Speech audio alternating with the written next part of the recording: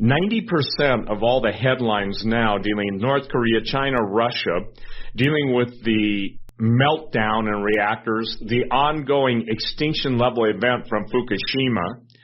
I once said the first four letters of that pretty much give the globalists in the New World Order your middle finger salute without being tacky. That's the only way I can say it.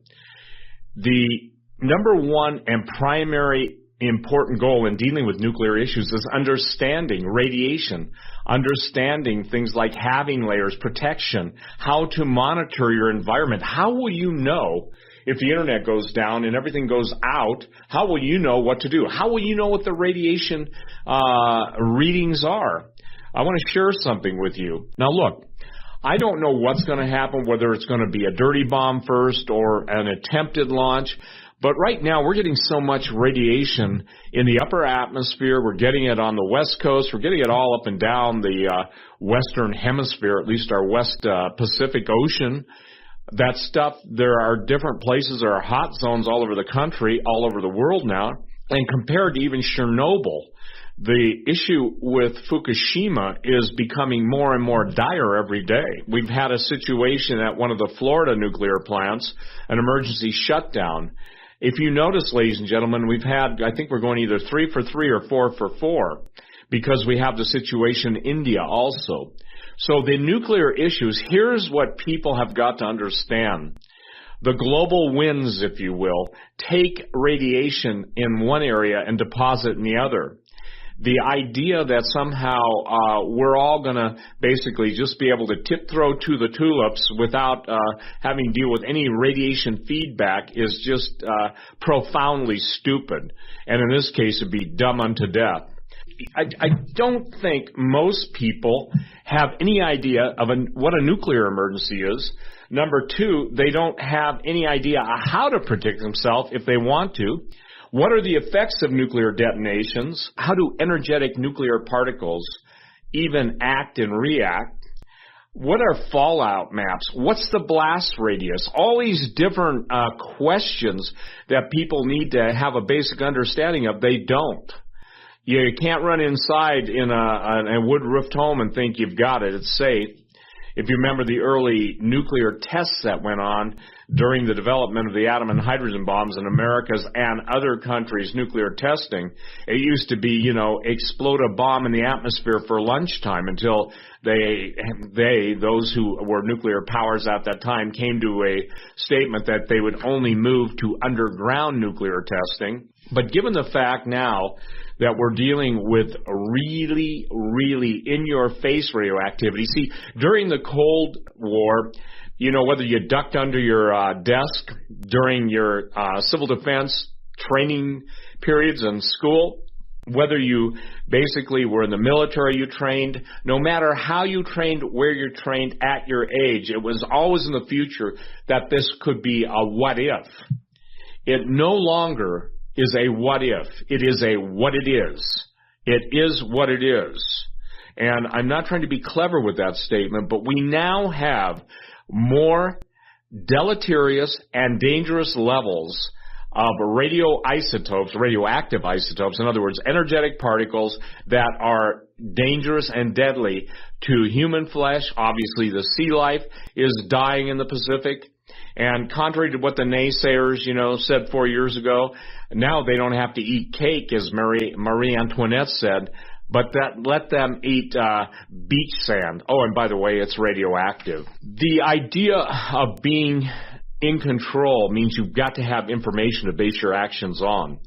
And the more you understand all of the issues associated with nuclear radiation and shielding and protection and water purification and air purification and how to monitor, how to measure, all these go into your, if you will, your general processing bank of being prepared ahead of time.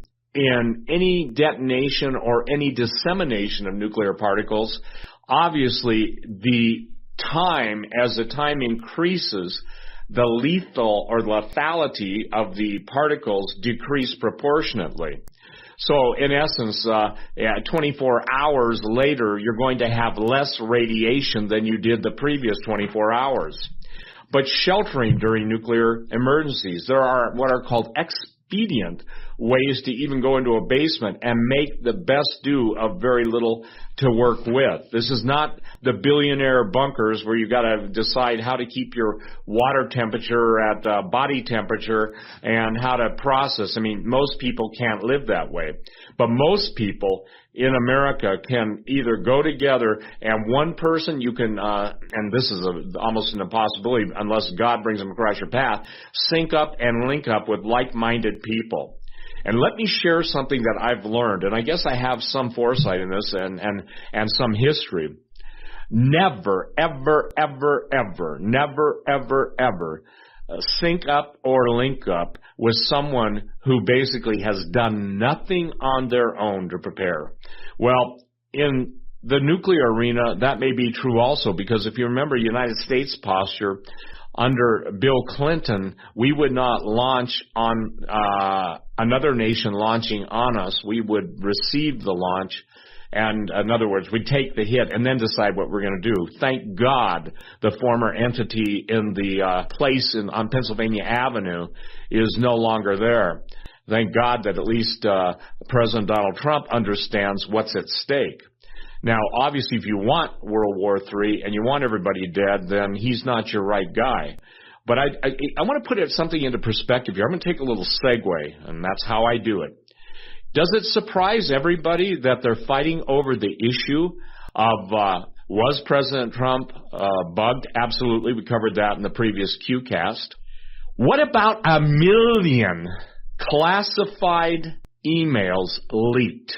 What about at least 300,000 being national security issues leaked on Hillary Clinton's servers? What about an abject contempt for national security by the former Secretary of State? Does anybody else get this? I pray they do. I'm sure they do. But do you understand what's happened here?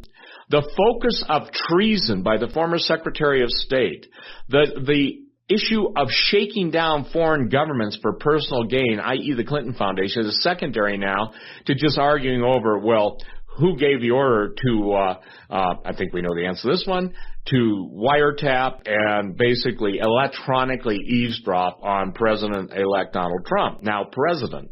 We're seeing a time where the narrative is changing. And what makes you think, if there was an intercept of a North Korean ballistic missile, nuclear ballistic missile, and there's great harm coming in the way of a radiation cloud, you'll ever know about it?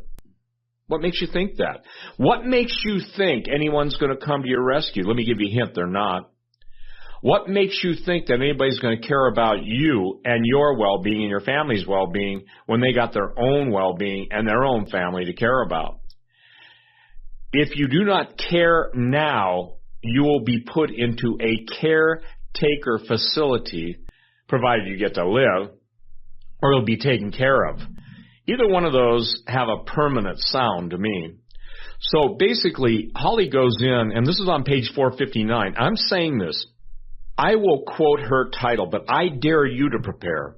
I dare you to take the time to order the book on my website, stevequayle.com, go into the books, but see what is required. Do you even have enough plastic bags that if you had to use as waste bags with a 5-gallon bucket and a toilet seat, and then have the chemicals that you could dump in immediately so you wouldn't have to worry about any smell? Because remember this, whenever you have human waste that isn't dealt with, you get vermin, you get flies. When you get flies, you get vermin, not only the smell, then you get the associated medical conditions, dysentery, etc., and then go from there really quick. Flies breeding, especially insects breeding now, genetically engineered and altered insects, this is stuff you got to think about. You know, the idea is simply this, that there are so many places, what are called expedient shelter sites, and that's again on page 459. Home shelter. What Holly's done is reproduce the civil defense shelter plans, and they're really, you can do this really easy. When I say really easy, relatively easy and relatively cheap. You know, there are ways to incorporate into your landscaping design functional shelter plans. And this isn't a redo. This isn't a redo of the 60s, ladies and gentlemen.